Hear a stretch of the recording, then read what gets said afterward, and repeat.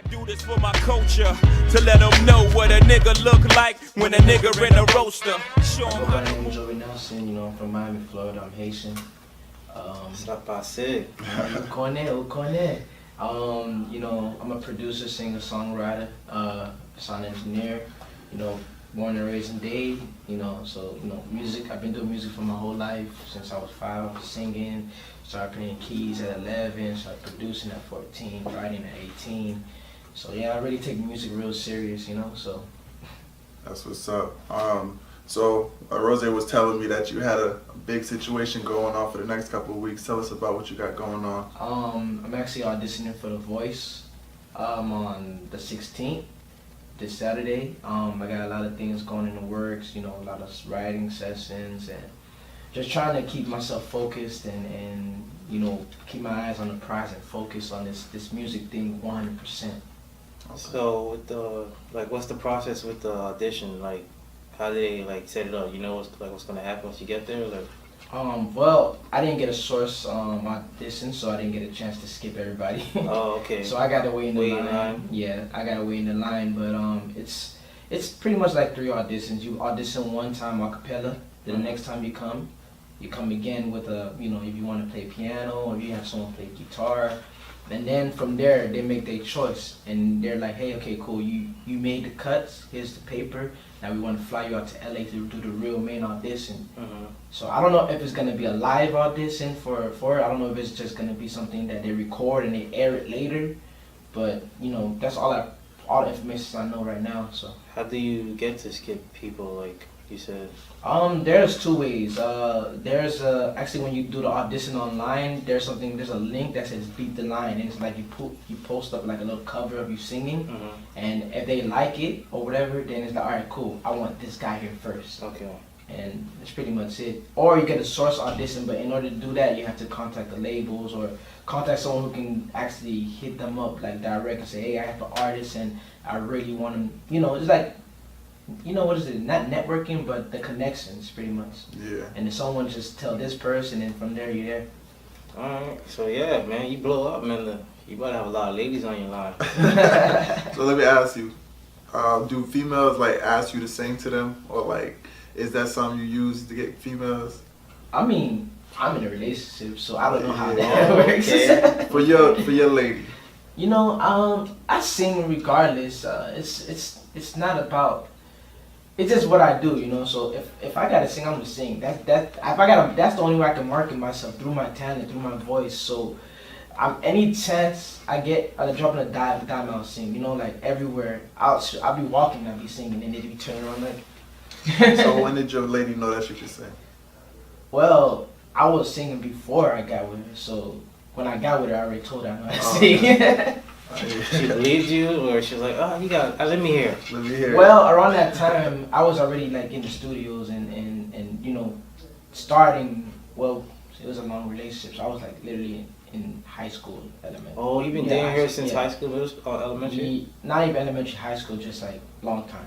But around that time, I already was talking about it. But I was more on the producer side, so I was just producing beats and stuff like that, and I wasn't really showing people I could sing, but I was talking yeah, I can sing. Yeah. So she already knew I know how to sing, but I didn't really sing to her until later on, then I started singing, Yeah, so she kind of inspired you to do it, or was she I mean, now she's probably pushing you. Because you said you was producing first. Yeah, I mean, I always wanted to be an artist, but I didn't have the, how can you say it? The mindset? Not even the mindset. I was not ready. I was shy around that time. I didn't want to sing. I was rapping too. So every singer starts as a rapper first, because they don't want no one to know they sing. And then later on, you just start singing.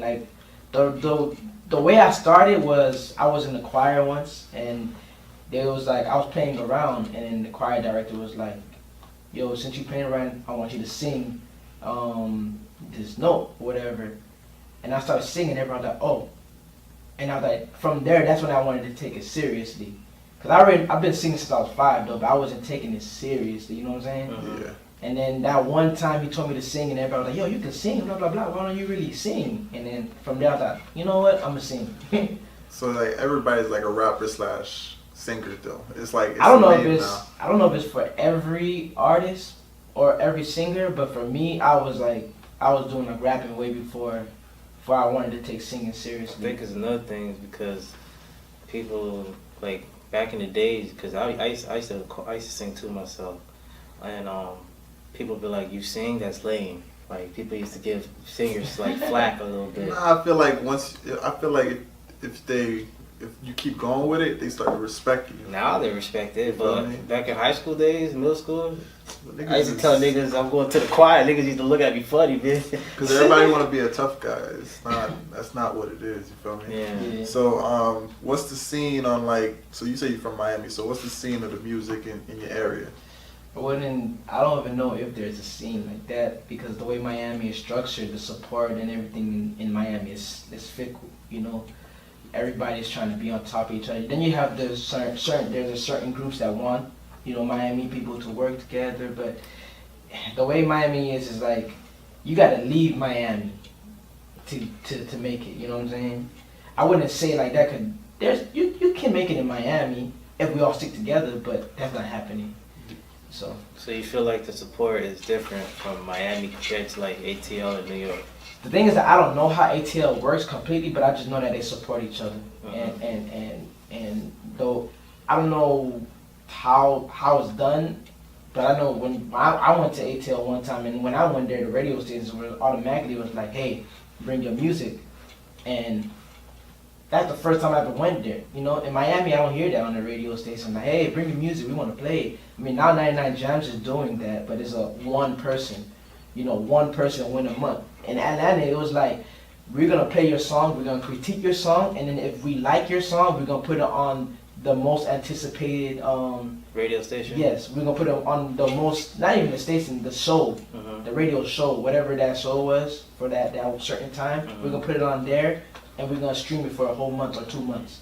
Yeah. You don't get that in Miami. You have to battle. Everybody has to battle each other just to get on the radio, and it's like not fair. There's too much talent in Miami, you know. So let me ask you this. So like, with millennials taking over, do you think you need the radio, or I feel like the internet is the lane now. Social media. Not even social media, just the internet. Like you have to be able to manipulate the internet. That's I think the radio's thing. gonna get played out.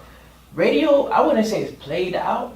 It still generates a good fan base because there's people who still go to work and listen to the radio. Yeah. You know? But the best marketing is online. Online is the best marketing. If you do something on Instagram, build your Instagram, Facebook, you know, whatever you got to do online. But you got to know how to market. Yeah. Because online is still another monster. Yeah. Because you got the people who's going to ridicule you, criticize you. Which is fine. You know, that's perfectly fine because it's only constructive criticism. Yeah. But you got to know how to work it. You Yeah. gotta know how to work. You gotta be consistent. You gotta keep dropping stuff. You gotta keep, you know, working. Yeah, but still, that still goes and shows that Miami still doesn't support. Cause I know, because I can see my statistics when I promote my music. I can see that my music is getting played in LA and other places. And when I go see Miami, it's just like my own city. Yeah. You telling me that I gotta go to LA to really get my music popping than when I'm in Miami. So that's what I'm saying, that the way Miami works, you can make music, put it online, promote it, but at the end of the day, my statistics still shows that the support in Miami is People not. still need to press that play button and Exactly. listen and share. So how do you think you can fix it? Like, how do you fix the Miami scene? I don't think it's Power just to- him though. I think No, I'm it's saying if you had more the power to, like. I mean, what would you someone do? in Miami needs to, first of all, we need to get the labels back in Miami and focusing on the artists in Miami and trying to get someone in Miami. We need to get another artist in Miami to get signed. Or something like that. If I were to be signed in Miami, of course, I will create something in Miami to make it where we all support each other. That's the only way. If we can have one person or one label or someone who can put us together and make a way where we can create music and have someone promote our music and get our music out, that's perfect. You see how we have DJ Khaled, right? Yeah. He dropped the Drake song, what was it, To The Max? Uh-huh. There was not one artist in Miami in it, but that's a Miami style kind of song, you know? Yeah. So Supposedly about that, there's a kid from Broward who produced that beat, but DJ Khaled did not promote him at all. At once I heard. And that's the thing. That song was Miami based all the way. That's a Miami style. You could have put Ball Greasy on it. Ball Greasy makes that kind of music. Like Yeah. Khaled's in a space where he's just like he's a rock star, so he don't even. I feel like he's starting to separate himself from like where he first started. Because he first started making I'm So Hood. He had like 10 niggas in the hood on the video, one track. Now he's starting to like, you feel me, wear a suit. You feel me? He's he's in a different space. So I don't know why he's like separated himself. But how do you feel about the Broward versus Miami situation? Like there's like I don't know if there's like tension, but there's like a competitiveness. I don't even know. I don't even know because the thing is that I'm so Miami based, so I don't even know like if there's friction between Broward and Miami musically. To be honest, I wouldn't even know how to answer that one. Don't forget about West Palm. They've been creeping up too lately. Yeah. I didn't even know Miami and Broward have. Well, they have like a musical kind of beef. I don't know if it's a musical type of beef, but it's like Kodak's popping, and then they're like, oh, Broward got it now. Not just that too, because like it'll be like people will be like Broward invented juking, or Broward juked better than Miami. Yeah. Juking music and stuff, sticking. I don't know. But like at parties, you'll probably hear more Broward-based music than Miami-based. They have parties like that too, called Broward versus Miami. Yeah. The way I feel about the situation, I just feel like the state of Florida, period.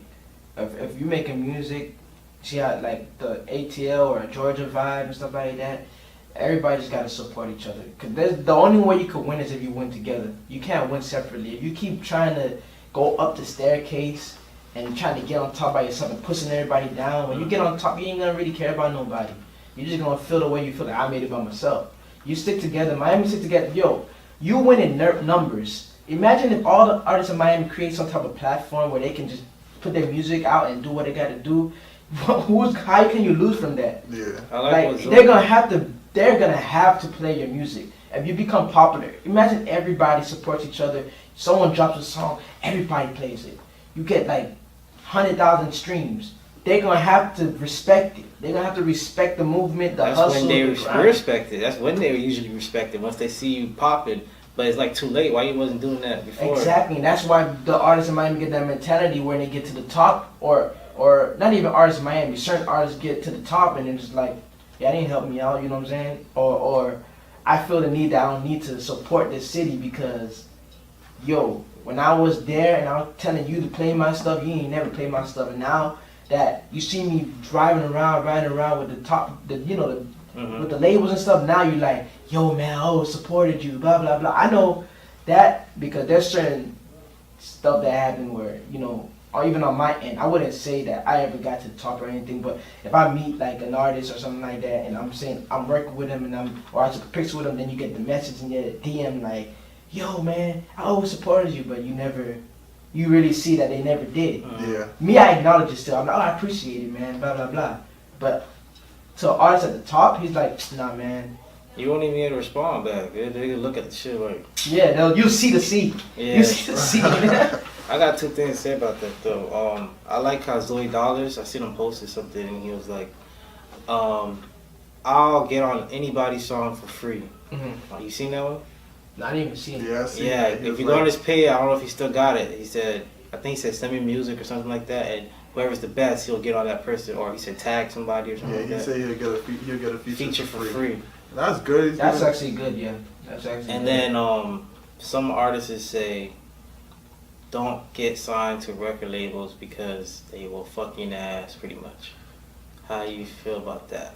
It depends on what kind of deal you got, and it depends on who 360 negotiated deals. it. Yeah. Yeah, because those 360s would, but some people would take a 360 just to get their foot in the door. Yeah, and but take you take the loss at the end. It's good at first, but then later on it's just... Yeah, I mean, it depends on what you could bring to the table, because some people get 360 deals, but they don't offer too much. Yeah, they're just the artists. They say when you go to the record label, make sure you have something buzzing. Make sure you got something going, because really the record label, what you need them for if you're independent artist is to get you further past the door.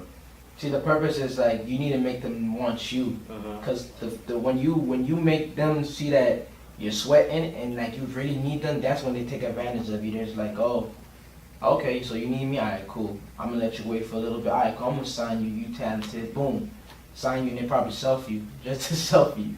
So I mean, you gotta build that buzz and that. You gotta generate that fan base, the buzz, so they can see you and they can come to you when they call in your phone like, yo, man, I really want you on this label.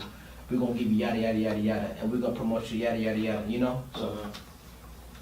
Nah, but I think, to be honest with you, I think to be on a label is good, but you have to think about, you have to trust in yourself. So if you do blow, you have to take that loss. But sometimes it's good to get those connects and get into those TV shows, those radio shows, because they have things they can offer, but at the same time, you can do it yourself. But to think about it, some people take it, and this is a saying, or not even a saying, this is a terminology or something that I use. So you gotta think about it. Would you want 100% of zero, or would you want 70 or 50% of a million? See, that's when people come in and think about it. I'm thinking on the songwriting terms. They give you a team too. That's the thing. You gotta remember, you're literally a nobody until you get into the population and people start seeing you. So you gotta find a way to get in. And some people, what they do is they take a loss, man. But you gotta be smart about it. You can't get signed under like a 5-album or something contract. Work with them. Say, hey, I'll do 2 albums. You know, see how this thing's going. Let's see how everything's going. I mean, that's 2 albums, 2-3 albums. But you're out, and then if you like it, then you extend your contract or whatever. But you gotta start and initiate. Like, if you know that it's gonna be hard for you, I wouldn't say a label deal is bad. But if you know you got the money yourself to push yourself, you don't need a label. You don't need a label. You just do your. You might just need distribution from them, to be honest. But if you can market yourself and you know your fan base, then you don't really need a label, to be honest. Like, look, who was independent before they came out? Was what's his name? Wasn't Wiz independent? Wiz popped. He had that one song he popped by himself, and then he signed a partnership. And then we had that other guy. I forgot his name. He was on that song. Wish the Kid's independent. True. And then it's that other guy who did that song with DJ Khaled and Justin Bieber. Chance. Yeah, Chance the Rapper. He was independent. You don't really need a label, man. You just need a buzz. You just have to be willing to put in the work, because there's a lot of work. You running your own label, which is like you have to create your own. Expenses. You have to pay your staff and all that stuff. You just gotta live, breathe, and eat it. Yeah. To be honest. So who inspires you as far as like musically? I mean, I started listening to music way back, like Michael Jackson. Hey. That was like the real inspiration. I'm talking about when I was in, I live in a Haitian household, so my dad listened to Michael Jackson a lot. And we had the little Michael Jackson movie where he transformed to a car or something like that. Yeah. And I used to watch it in the beginning. I don't know if you guys remember how movies were. They were in the cassettes or whatever. And some of them is recorded over or something like that, or in the beginning. So like in the beginning, there's like a concert, and I would watch that thing like almost every day when I was a little kid. Listen to Michael Jackson almost all the time, and I think that's where I picked up music from. And I mean, that was really my inspiration when it came to music. And then, like I say, my oldest brothers, they were in the band and stuff like that. My oldest brother was a trumpet player, so. Musically, I grew up wanting to learn how to do something musically regardless. I was singing already at 5. So I say Michael Jackson, my oldest brother. Did you want to get into like putting some Haitian culture into your music? That's the thing. I don't really listen to compa like that. Nah. I don't really listen to compa like that. I'll listen to it, but I didn't. When I was growing up, I listened to more American, music. Even though my dad would listen to compa, I was like go in another room. But I never try to incorporate like Haitian music in. So I could always one day maybe make a new style where it's like the beat is compa and just put like literally like a whole song to it and start something new. That would be actually a good idea. I was about to ask you, you're not an R. Kelly fan either? Nah, I don't listen to R. Kelly. Around the time I listened to R. Kelly was when he had the braids back then. Well, that's what I'm talking about. Back then, R. Kelly. Yeah, he was a beast. Like, he was like, every time he was like, I could say he was like, you know how Lil Wayne was in 2008 or when was it? He was on every track. Every track. Like T-Pain. T-Pain was on every track. Exactly. That's how R. Kelly was around that time.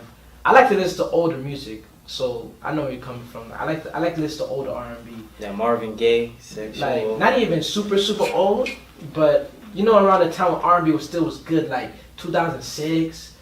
and then the R&B started to change to like R and trap. So you was on that Pretty Ricky, Neo. And then we had One Chance. We had what's his name?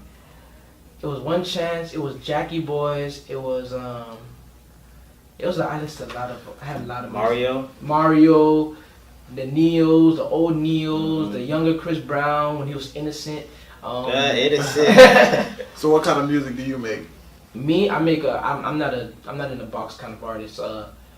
I can make whatever, to be honest, but the genre that I'm sticking to right now is more like an R&B, it's pop type of genre, still to be in the middle, but I'm still diverse. I can still make an EDM record, I can still make an urban hip hopist type of record, so I don't try to put myself in a box. So if you were to make an album, how would it look? I got an EP out. How does that look? How is it constructed?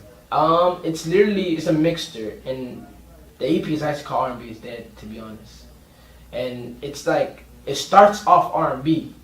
It's confusing because it's like I just said R&B is dead. So it starts off R&B, then it starts to diverse into the Mustard type of, the DJ Mustard kind of vibe. Not necessarily all the way Mustard, but to show you how it like R&B, high tempo. Yeah, how R&B starts to transform. Yeah, into more of hip hop's thing, and then it goes back into R&B again. It's like a battling each other. Like, okay, cool, I just made hip hop this type of record. Now I'm going back to R&B. Then it ends like completely pop, like straight on the floor type of pop record. So you want to be like Jason Derulo kind of thing? Yeah, that's what I'm trying to cross over pretty much. I want to start and get my foot in the door R&B's, but I want to cross over to pop. That's what I really want to do, to be honest. The reason why, and I've been trying to do pop, I had a situation a while back was with Epic, and I sat down with them and they heard my music and they were like, we want to push you more of like a pop artist. But in my mind, I already wanted to do pop anyways. So that's the thing about going to record labels. They kind of like They tell put you their what to money do. up, And you got to go with the flow. Mm-hmm. So you was a tenor in chorus? In the choir, yeah. It was a tenor. Yeah, you're a tenor, I figured, yeah. So let me ask you, this is like your opinion. So like, what's the top 5 R&B or like groups or artists to you? Like top 5. That's a hard one. But when it goes You to gotta R&B, have a top 5.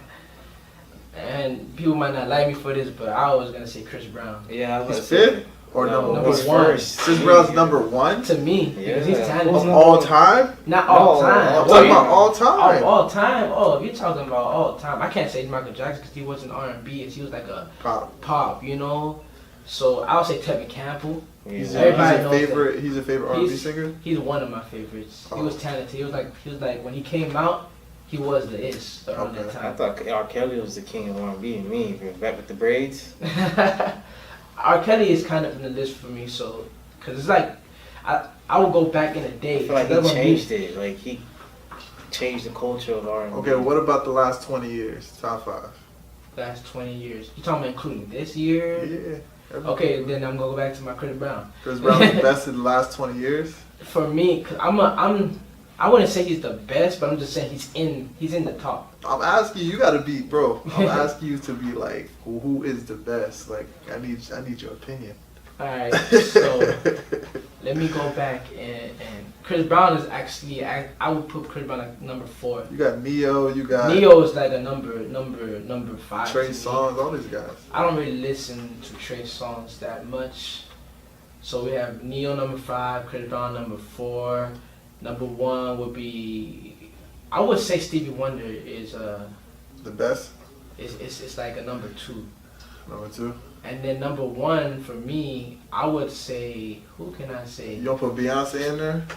I don't really listen to Beyonce Right. like that anymore. She changed her music a lot. I still wouldn't put her as number 1 because to me she's a good singer, but to me she's a great performer. There's a difference between that and performing. Yeah, but she's the most decorated R&B. She is like Michael Jackson. When you talk about like To me, stature. but I would put She Michael sells Jackson. out arenas, bro. That don't mean nothing. We're talking about talent. I'll put her before Beyonce. I'll put Michael Jackson before Beyonce. I'm just going about based on song based too. Like, yeah, I know she's talented, but I'm saying like people who actually like when you listen to music, you can listen to it's timeless. You know what I'm saying? And there's like I said, there's Neo records that's timeless. They got Chris Brown records that's timeless that you can listen to this day. R. Kelly, like I said, is timeless. You got of course Stevie Wonder, timeless. Yeah. Everything. Shit, I might as well just make him number one to be honest. Number one, he's the best. For me, yeah, because I'm a musician, and I embrace that, and I embrace when people are musicians and create music. And for him, like, yeah, he's talented. He's very talented. I'll listen to his songs all day. You know what I'm saying? Yeah. And then I have one more person to put on this list. Who? I'm thinking. Now there's a couple the last couple of years. What about groups? You can put groups in there too, like Boyz II Men. Boyz II Men is a good group, but I wouldn't put them on the list like that. Nah. Backstreet Boys. Justin Timberlake don't get no credit. Is it New Edition? That's the New name? Edition. That's a good name. Yeah, I could put them in the group. Okay. Who you said? Justin Timberlake. Yeah, Justin Timberlake had an R&B album. It was hard. He's dope, but it was hard, bro. You gotta give white people some credit. So what's next for you? What you got going on? So as of right now, I mean, I already have the music. The music is already released. I have a music video already out. So I'm just trying to go with whatever God throws at me right now. You know, like the opportunities, like The Voice is one. Then I got, you know, I'm meeting people. I'm writing songs. I can't say for who, because it's like it's a placement, but I don't know if it's solidified completely. And I'm probably gonna start working on my next project. You know, probably start working on a new album or something like that, because I released the EP, and I want to be consistent. I have a song called Precipitate that's gonna be released soon. It's already recorded, everything. Just gotta figure out what date I want to drop it, and you know. So how do you feel